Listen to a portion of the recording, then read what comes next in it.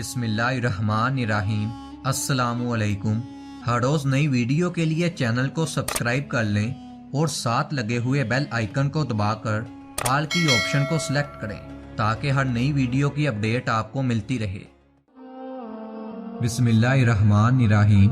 ناظرین کرام، آج کا واقعہ انتہائی عبرتناک ہے۔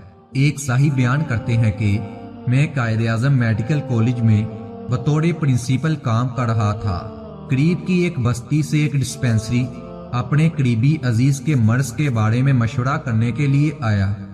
اس کا حال چال پوچھنے کے لیے میں ہمیشہ آیا کرتا تھا، مگر ایک دن اس نے بتایا کہ اس بستی میں ایک حجام فوت ہو گیا۔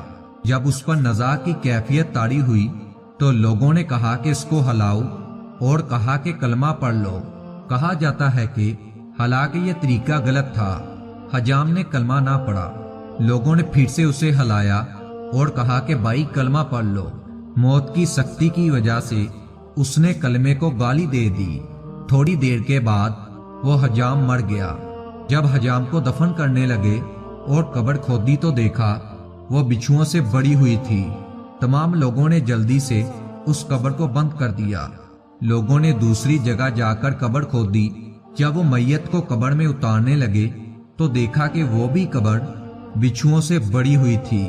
چنانچہ اسی حالت میں مردے کو قبر میں رکھ کر قبر کو بند کر دیا گیا اور اسے دفنا کر لوگ واپس گھر آ گئے۔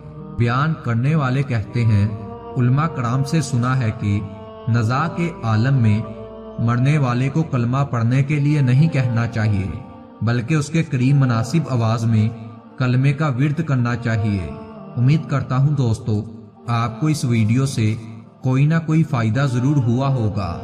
دعا ہے اللہ تعالیٰ سے اللہ تعالیٰ آپ سب کو سلامت رکھے اور ہم سب کے تمام گناہوں کو معاف کر دے، ہماری عزت جان مال میں برکت عطا فرمائے اور آخرت کی سختیوں سے دور رکھے۔ آمین۔